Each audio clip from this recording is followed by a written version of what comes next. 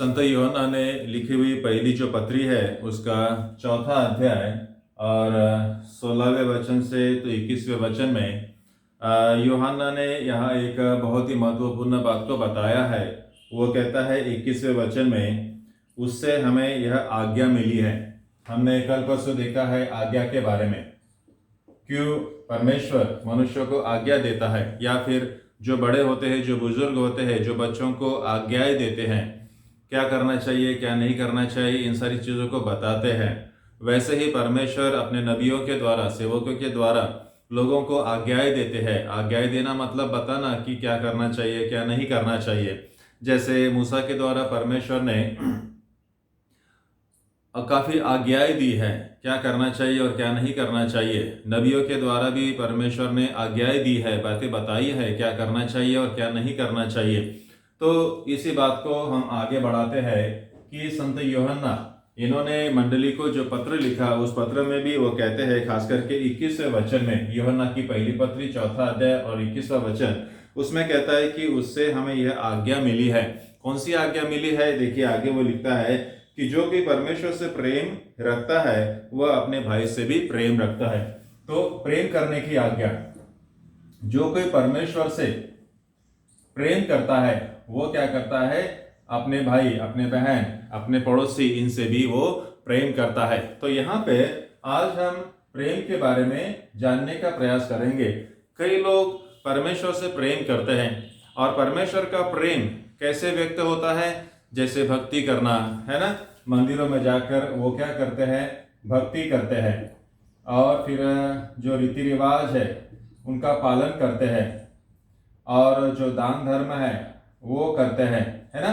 अलग अलग प्रकार से वो परमेश्वर का प्रेम व्यक्त करते हैं, भक्ति करने के द्वारा, या फिर जो भी विधियां है, जो धार्मिक विधियां है वो करने के द्वारा, या फिर दान धर्म करने के द्वारा भी कई लोग अपने प्रेम को व्यक्त करते हैं।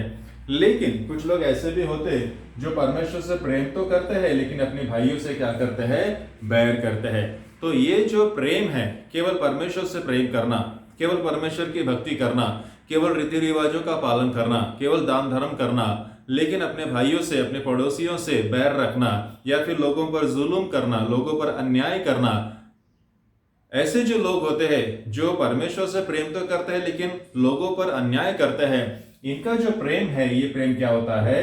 झूठा होता है। इस बात को वो कहता है। तो इसी बात को आज हम देखेंगे।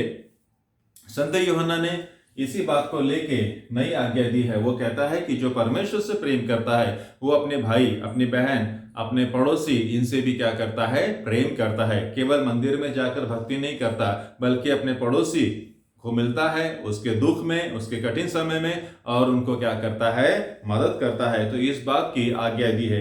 देखिए 16वें वचन के जो दूसरा भाग है उसमें क्या लिखा है? वचन 16 का जो दूसरा भाग है उसमें लिखा है कि परमेश्वर प्रेम है। जो परमेश्वर, जिस परमेश्वर की हम भक्ति करते हैं ना, परमेश्वर के बारे में लिखा है कि परमेश्वर क्या है? प्रेम है।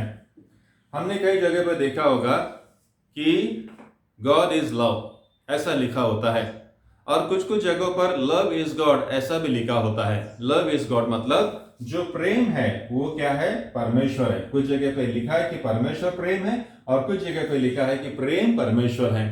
हालांकि जो प्रेम है ये क्या है? एट्रीब्यूट, मतलब ये एक लक्षण है, ये एक गुणधर्म है, व्यक्ति का गुणधर्म होता है। और परमेश्वर क्या है?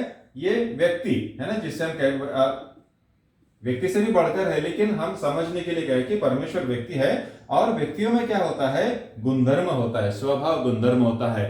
तो ये जो लक्षण है, ये जो गुणधर्म है, हम इसे व्यक्ति का दर्जा नहीं दे सकते, व्यक्ति का स्वरूप नहीं दे सकते। जो केवल लक्षण है, जो केवल गुणधर्म है, वो क्या है? मनुष्य के लक्षण होते हैं, मनुष्य के एट्रीब्यूट्स होते हैं, कैरेक्टरिस्टिक्स होते हैं। लेकिन कुछ लोग क्या होते हैं? जो लक्षण होते हैं, जो गुणधर्म होते हैं, उसी को वो क्या करता है? व्यक्तिमत्व का स्वरूप दे देते हैं। इसलिए कुछ लोग कहते हैं कि प्रेम ही परमेश्वर है। नहीं, परमेश्वर प्रेम है, इसका मतलब परमेश्वर में प्रेम है, और प्रेम परमेश्वर का गुणधर्म है। इसी बात को संत यूहन्ना ने भी यहाँ पर लिखा है। तो 16वें अध्याय में 16वें वचन में संत यूहन्ना कहता है कि परमेश्वर क्या है? प्रेम है। परमेश्वर प्रेम है, मतलब परमेश्वर में प्रेम ये गुणधर्म है। प्रेम करना ही परमेश्वर का गुणधर्म है। लेकिन जिस प्रेम की हम भाषा कर रहे हैं, जिस प्रेम के बारे में हम चर्चा कर रहे हैं, ये जो प्रेम है ये केवल भावनाओं पर आधारित नहीं है। जैसे आजकल का प्रेम हम देखते हैं केवल भावनाओं पर आधारित होता है, और हम देखते हैं कुछ लोग कहते हैं प्रेम तो अंधा भी होता है। जो प्रेम परमेश्वर का है ये अंधा नहीं होता, बल्कि प्रेम न्याय है ना, इंसाफ, इस पर आधारित होता है। तो परमेश्वर का जो प्रेम है, परमेश्वर के प्रेम का जो गुणधर्म है, यह गुणधर्म न्याय और इंसाफ पर आधारित होता है। परमेश्वर के प्रेम में अंधापन नहीं होता। परमेश्वर केवल भावनावश होकर प्रेम नहीं करता, किसी को कुछ भी कह देना, किसी को कुछ भी वरदान दे देना और बाद में फिर पछतावा करना, इस प्रकार से परमेश्वर प्रेम नहीं करता। परमेश्वर जो प्रेम करता है तो वो इंसाफ के आधार पर, न्याय के आधार पर लोगों से क्या करता है? प्रेम करता है। तो परमेश्वर का जो प्रेम है, प्रेम का जो गुणधर्म है, परमेश्वर के प्रेम का जो गुणधर्म है वो कैसा है? न्याय और इंसाफ पर आधारित है। फिर वो आगे कहता है कि जो प्रेम में बना रहता है वो परमेश्वर में बना रहता है और परमेश्वर उसमें बना रहता है। तो यहां पर बने रहने के बारे में वो लिखा है, परमेश्वर से प्रेम करता है, वो परमेश्वर में बना रहता है और परमेश्वर हम में बना रहता है। जो कोई परमेश्वर से प्रेम करता है, जो प्रेम करता है वो क्या करता है? परमेश्वर में बना रहता है और परमेश्वर हम में बना रहता है। आगे देखिए 17वें वचन में वो कहता है, इसी से प्रेम हम में सिद्ध हुआ। कैसे सिद्ध होता है? जब हम प्रेम करते हैं, परमेश्वर के अनुसार प्रेम करते हैं, हम जब न्याय और इंसाफ के आधार पर प्रेम करते हैं, अंधेपन, अंधा होकर नहीं, भावनावश होकर नहीं, बल्कि न्याय और इंसाफ, सच क्या है वो जानकर जब हम प्रेम करते हैं तो हम क्या होते हैं? परमेश्वर में बने रहते हैं और परमेश्वर हम में बना।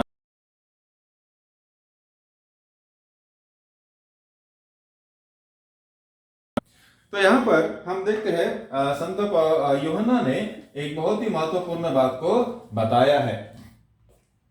आगे देखिए वो क्या कहता है, इसी से प्रेम हमें सिद्ध हुआ है। कैसे प्रेम सिद्ध होता है? जब हम परमेश्वर से प्रेम करते हैं तो हमारा प्रेम सिद्ध हो जाता है। सिद्ध होता है मतलब क्या होता है? परिपूर्ण। ये परिपूर्ण हो जाता है, हमारा जो प्रेम है परिपूर्ण हो जाता है। जब हम परमेश्वर से प्रेम करते हैं तो हमारा प्रेम क्या होता है? परिपूर्ण होता है। हम मनुष्यों से तो प्रेम करते हैं, इंसान से तो प्रेम करते हैं, लेकिन क्या हम परमेश्वर से प्रेम करते हैं? तो मनुष्य से प्रेम करने का जो बेसिस है, यदि हम परमेश्वर से प्रेम करते हैं तो हमारा जो मनुष्य के प्रति प्रेम है वो क्या हो जाता है? सिद्ध हो जाता है, वो परिपूर्ण हो जाता है। अन्यथा हम केवल मनुष्य से प्रेम करते हैं, परमेश्वर से प्रेम नहीं करते, तो हमारा जो प्रेम होता है वो एक तरफे हो सकता है, पार्शियल भी हो सकता है। तो यहां पे वो कहता है कि प्रेम हमें क्या हुआ है? सिद्ध हो जाता है। तो हमारा जो प्रेम है वो कैसा होना चाहिए? सिद्ध, परिपूर्ण होना चाहिए। उसमें किसी भी प्रकार का पक्षपात या भेदभाव नहीं होना चाहिए। हम परमेश्वर से प्रेम करते हैं, मनुष्य से प्रेम नहीं करते, तो फिर हमारा प्रेम क्या हो जाता है? सिद्ध नहीं होता। या फिर हम मनुष्य से प्रेम करते हैं, परमेश्वर से प्रेम नहीं करते, तो भी हमारा प्रेम सिद्ध नहीं होता। यदि हमें हमारा प्रेम सिद्ध करना है, परिपूर्ण होना है, तो हमने जैसा परमेश्वर वैसे ही मनुष्य पर भी हमें प्रेम करना है। तो जय उससे क्या हो जाता है? हमारा प्रेम सिद्ध हो जाता है। आगे वो 18वें वचन में देखिए कहता है, प्रेम में भय नहीं होता। ये जो सिद्ध प्रेम है इसमें क्या नहीं होता? भय नहीं होता।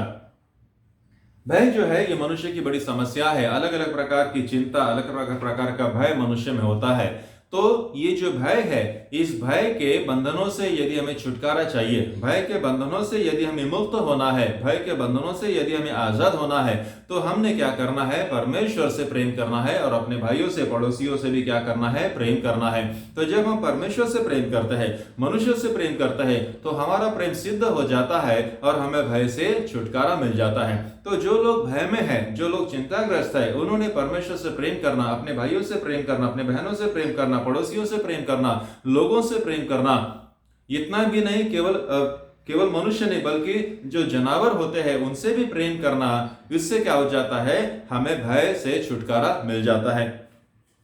1533 और 1599, 1533 से 1599, ये जो 66 वर्ष थे हमारे भारत में संत एकनाथ, इनके बारे में हमने सुना है।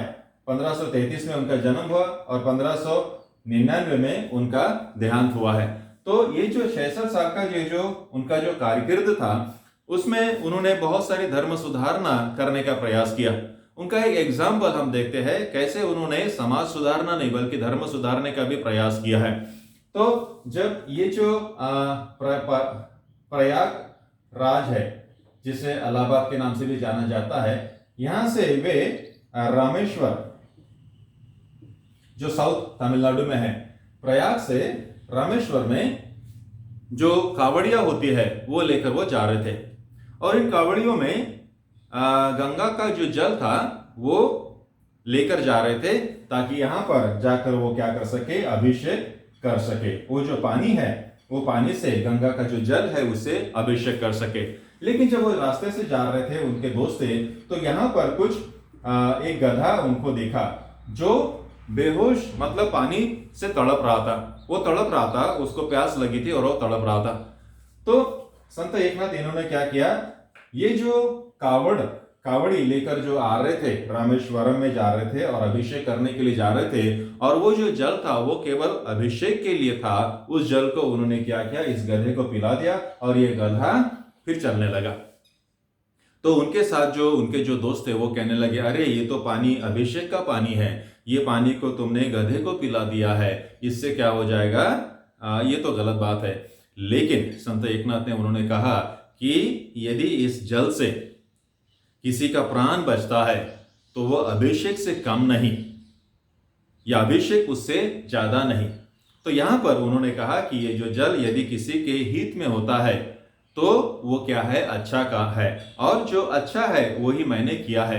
तो हम देखते हैं इसी प्रकार प्रभु यीशु मसीह ने भी फरीसियों को एक चला दिखाया था कि उदाहरण दिखाया था कि दाऊद का उदाहरण दिखाया था। तो दाऊद के बारे में कहा था कि जब दाऊद शाऊल राजा से जा रहा था, भाग रहा था, बचाव के लिए छुप रहा था, तो वो मंदिर में गया और मंदिर में जाकर उसने क्या किया कि एक रोटी थी और वो रोटी केवल याजक ही खा सकता था। दावीद एक सामान्य व्यक्ति था, केवल याजक खा सकता था, लेकिन उसने क्या किया, वो रोटी ली, खुद खाया और उसके जो साथ थे वो भी उसने खाया है। तो यहाँ पर हम देखते हैं जो अच्छा है, जो सही है, वही करने का उन्होंने क्या किया है, प्रयास किया है। तो हम देखते हैं कई बार क्या होता है कि हमारी जो श्रद्धा होती है वो अंधश्रद्धा होती है। इस अंधश्रद्धा से हमें क्या होना है, छुटकारा पाना है। तो कई प्रकार का डर हमारे मन में होता है और ये डर है ना, ऐसा करने से वैसा होगा, वैसा करने से वैसा हो जाएगा।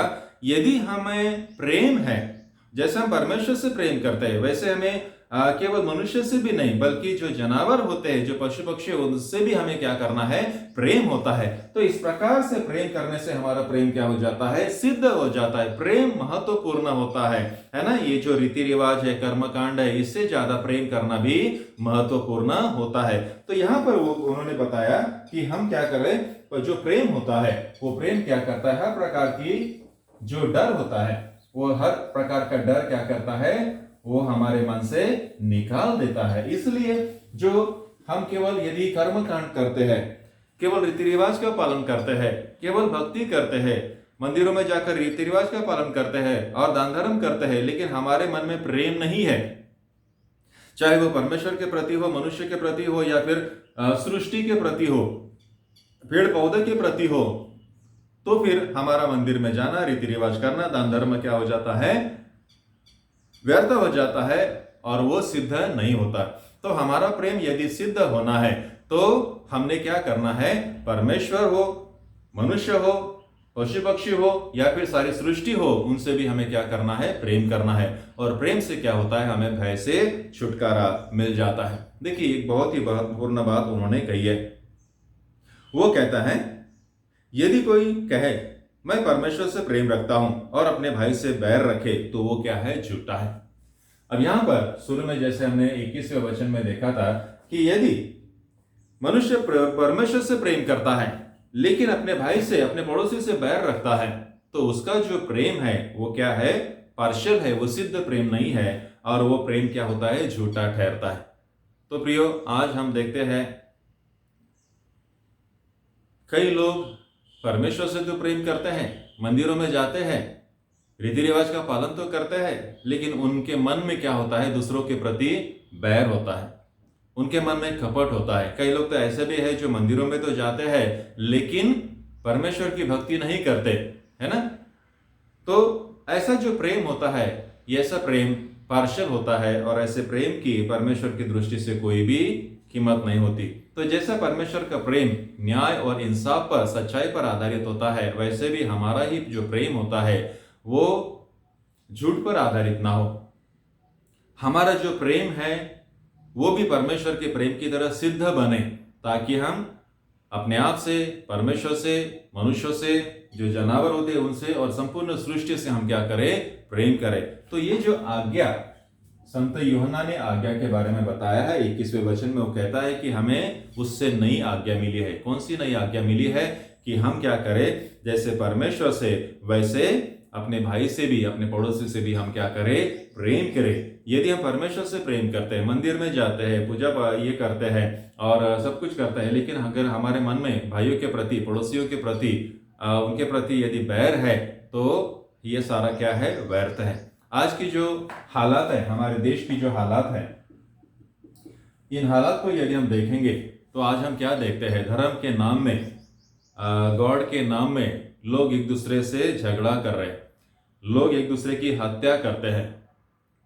यदि जो धर्म हमें हत्या करना सिखाता है, जो धर्म हमें द्वेष करना सिखाता है, धर्म पे नाम पे यदि कोई नफरत फैलाता है, तो वो क्या है, झूठा है, और उसका जो प्रचार है, उसका जो प्रेम है, वो सिद्ध प्रेम नहीं है।